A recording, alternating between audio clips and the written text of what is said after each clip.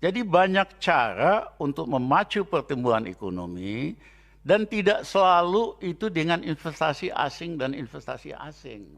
Menurut ahli, berapa sih ideal pertumbuhan ekonomi sebuah negara itu agar dia bergerak dari jebakan middle income trap ya, atau negara yang berpenghasilan menengah ke negara maju? Pak Dirjan, ada pertanyaan bagaimana menghindari middle income country, harusnya pertumbuhan ekonomi itu berapa? Kalau kita lihat dalam pengalaman sejarah di dunia, kebanyakan negara-negara berkembang maksimum memang tumbuhnya 6%. Negara maju justru maksimum hanya 2%. 1% itu udah prestasi negara maju, karena semua sektor ekonominya udah jalan lah. Jadi kalau kita bandingkan negara maju sama kita ya nggak tepat, karena mereka maksimum kan cuma 2%. Udah paling hebat tuh presidennya. Sementara kita 6% ini rata-rata. Nah, 6% rata-rata ini karena nggak bisa lebih tinggi, karena ada rem otomatiknya, yaitu utang. Begitu satu negara berkembang, Latin Amerika, di Asia, mau tumbuh lebih tinggi dari 6%, nggak bisa, karena utangnya udah kebanyakan. Defisit current account-nya, defisit balance of payment-nya, mau nggak mau harus di cool off, di rem. Nah, itu pengalaman umum negara-negara berkembang yang ikut saran dan solusi Bank Dunia, yang maksimum hanya 6%. Tapi dalam sejarah dunia, ada negara-negara yang bisa melawan itu, bisa tumbuh double digit di atas 10% dalam jangka yang lama, sehingga bisa jadi negara menghapuskan kemiskinan, lapangan kerja. Contohnya yang paling klasik adalah Jepang. Sehabis Perang Dunia Kedua dibom, pemerintah Jepang miskin sekali. Harusnya kan dia bangun infrastruktur, perbaiki jalan jembatan yang rusak. Pemimpin Jepang nggak mau. Yang penting anak-anak kita bisa lebih pintar, lebih cerdas, supaya suatu hari nanti mereka bisa mengalahkan Amerika. Apa yang dilakukan oleh Perdana Menteri Ikeda? Dia sediakan 1 telur gratis untuk anak-anak di bawah SD, di bawah 12 tahun.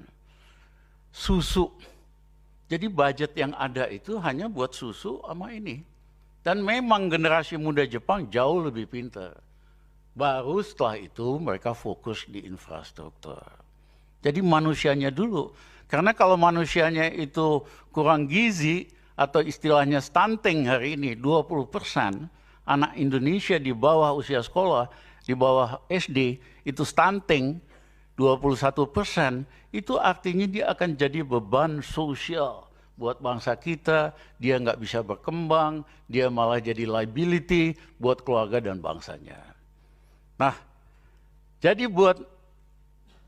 Nah, bagaimana cara negara-negara itu kemudian mereka genjot pertumbuhan ekonomi 10%. Jepang di bawah Ikeda mulainya itu bisa tumbuh ekonominya itu 12% dalam waktu 20 tahun. Sehingga akhirnya ekspornya menguasai seluruh dunia dan sebagainya. Caranya satu, dia dengan sengaja membuat mata uangnya lemah. Yen waktu itu hampir 1.000 lah atau apa, ya kan? Supaya begitu mata uangnya lemah, produk Jepang di luar negeri murah, akhirnya nguasain. Nah, demikian juga dengan Korea dan lain-lain. Bikin ekonominya sangat kompetitif, sehingga bisa tumbuh ngalahin negara barat, bisa masuk negara maju. Ini dicontek oleh Deng Xiaoping, ya, dan Perdana Menteri Zhu Rongji. Dia genjot pertumbuhan ekonomi Cina 25 tahun tumbuh 13-14%. Satu, fokus dengan ekspor, karena pasarnya lebih besar. supaya ekspornya bisa kompetitif, bikin mata uang renminbi lebih lemah, ya kan? Sehingga barangnya laku, barang dari luar negeri jadi mahal. Itulah yang mengakibatkan dalam 25 tahun Cina mampu menghilangkan ratusan juta orang yang tadinya miskin. Ekonominya nomor 2, militernya nomor 2. Walaupun sekarang dia udah mulai anjlok lah, mulai flat ke 6%.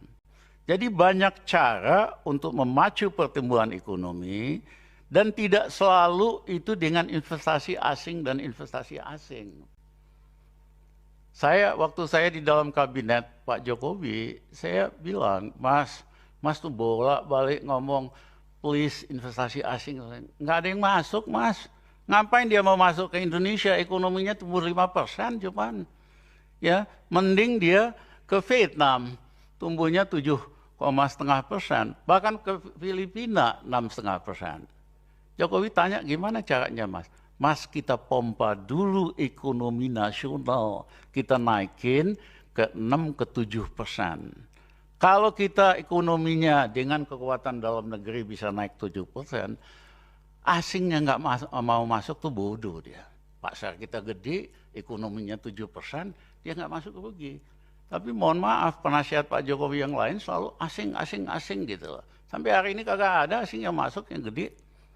Ya, puluhan proyek-proyek besar di dalam refinery, ya kan, udah janji bikin ini, bikin itu, nggak ada sama sekali. Jadi memang Pak Dirjen, saya agak berbeda sedikit school of thinking-nya. Pompa dulu ekonomi nasional, banyak caranya. Paling besar kan konsumsi, setengahnya di Indonesia. Kita pompa dulu konsumsi. Rakyat kita naikin konsumsinya. Karena 50% dari GDP kita itu konsumsi, begitu kita pompa, kontribusinya terhadap pertumbuhan ekonomi naik, dan lain-lain. Nah begitu kita mencapai 7%, otomatis asing datang, kalau nggak dia bodoh gitu loh. Daripada bolak-balik, undang asing, ya kalau ada yang masuk. Jadi demikian Pak Dirjen.